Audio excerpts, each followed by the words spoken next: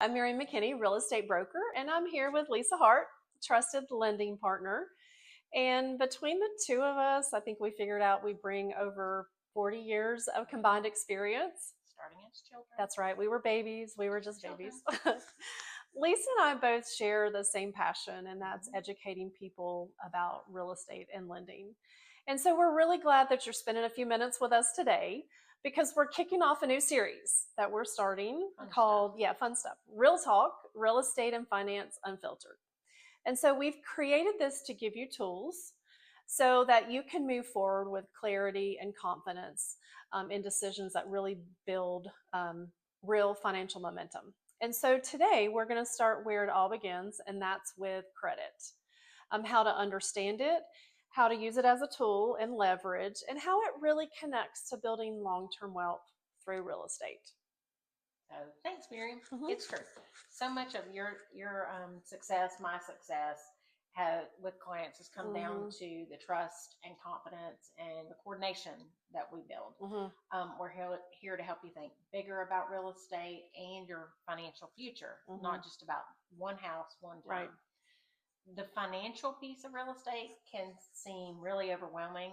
And so it's good to help you understand how credit plays into the bigger picture. And when you understand, things are clearer, more achievable, not so overwhelming. Yeah. So let's start there. So many people think that, credit is just about a score, getting a score enough to qualify, right? High enough. So let's talk about, what does a lender look at when you look at somebody's credit profile? What are the things you're looking at? Yeah, absolutely. Credit isn't just a score or a number. It's more a reflection of your financial habits, what are your priorities, and your potential. Think of it less like a report card and more of a financial behavior over time. Here's what we're really looking at behind the scenes. First of all, your payment history. How are you making your payments? That's important. That's Right. important. Yes, we look at whether you've been paying things on time, how much credit you're using, are you maxing out your cards? But we dig a little deeper. Like, why does it look the way it does? Maybe your balances have grown because of a medical event, because an extenuating circumstance. Has there been a job change? It's been pretty tumultuous over the past few years. Has there been another curveball? What's your story? Let's understand why it looks the way it does. What are your goals? So are you looking for a rental portfolio? Are you wanting to flip? Are you just wanting your forever home? Are you downsizing, buying your first? What are your goals? Let's start there. So that's how we structure everything, from the type of the loan to the down payments, all that.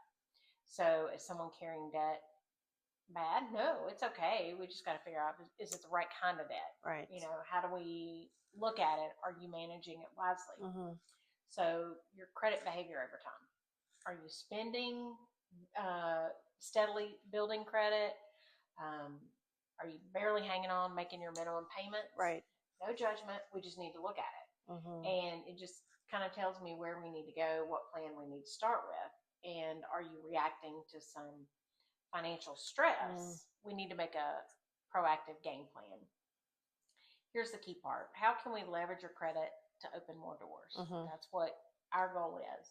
So sometimes something as little as paying something down, moving debt around from one credit card to spreading over several can boost your buying power. So let's say a $200 payment could equate to bumping up how much you buy by $20,000.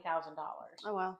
But knowing your goals means I can help not just qualify, but qualify you better. Right. The different types of loan programs and the different opportunities that are available. We look at the long-term vision, not just short-sighted this transaction.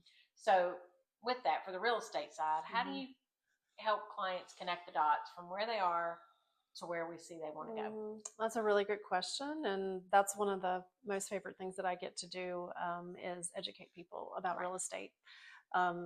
As you know, it's not only been my passionate profession for 23 years, but real estate has also created a wealth path for myself. And so I love helping people with real estate. So when I start with somebody, I just don't ask them, what do you want to buy right now? I ask what their goals are. Where do you want to be this year? Where do you want to be next year, 5 years from now, and in the future? And when you really understand the goal, what somebody's long term goal is, then you can build a roadmap. And the key is that we reverse engineer it. And so Right, backwards. that's right. We start with the end goal and then we design the steps so that we can, make it possible. And so, for example, if someone wants to own an investment property in the future, we need to figure out what needs to happen today to make that viable. And that could mean choosing a home in a growth market, living in it for 2 of the next 5 years, and then take advantage of the capital gains exclusions when that does sell. Or maybe they want to convert that current home into an investment in the future. Then we just need to make sure that the financing they use today leaves the room to qualify again when it's time to buy the next one, right? So the right move today can unlock multiple moves tomorrow. And so help clients see the vision clearly, the big picture, so they can take steps to plan towards their goals. Right. So, with that said, let's talk a little bit about a couple of real life examples about how intentional planning can take somebody, to their goals. Okay. So we can talk about specifically about some of ours. Yeah. Because we've had several. We've had several. One client, they thought they had, because they had excellent credit, they just buy a house. They would go buy a house. Mm-hmm. What they didn't realize is that they could buy a duplex. So live on one side, rent out the other. And it helped with the overall picture of let's use the one as an investment to help make the picture.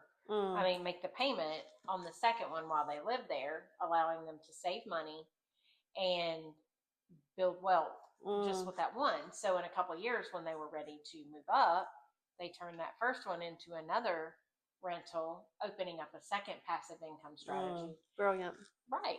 And so then they saved money, had second income potential. So it's not just buying a house, it's a wealth strategy.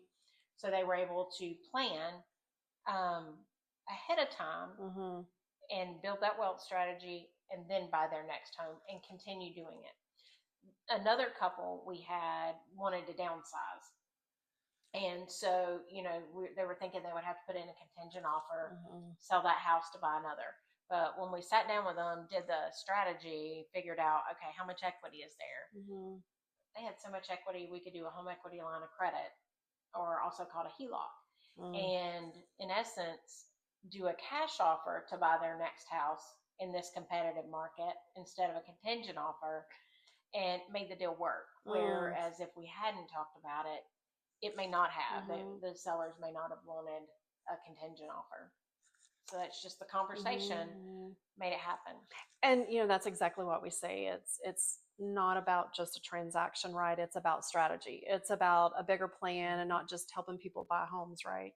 Right. But helping them position themselves to move forward, build equity, create new opportunities, and therefore achieve their real estate goals. Right. So when your planning is aligned from the financing to your goal, the timeline shortens.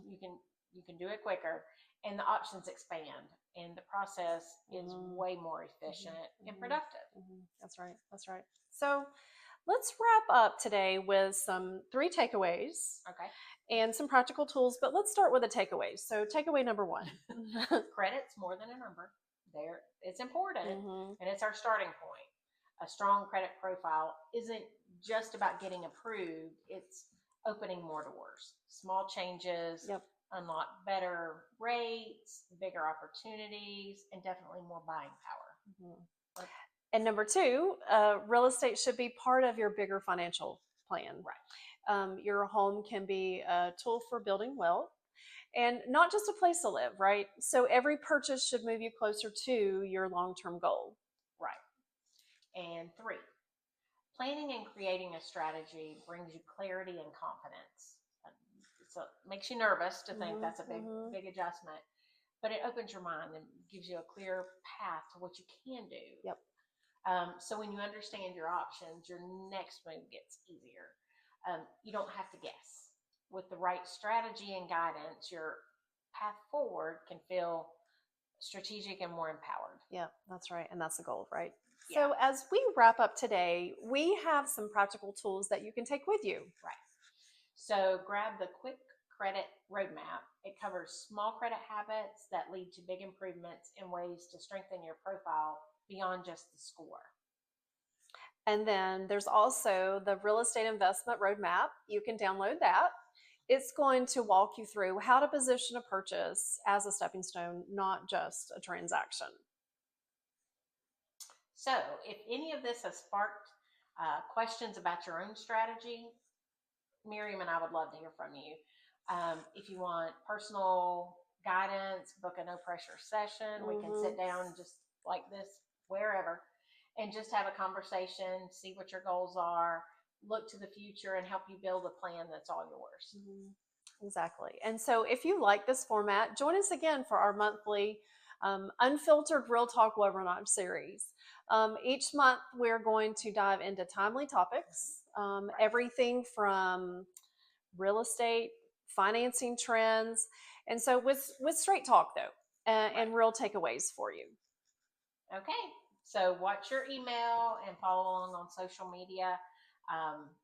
We'll catch the next session, and we look forward to connecting. Bye.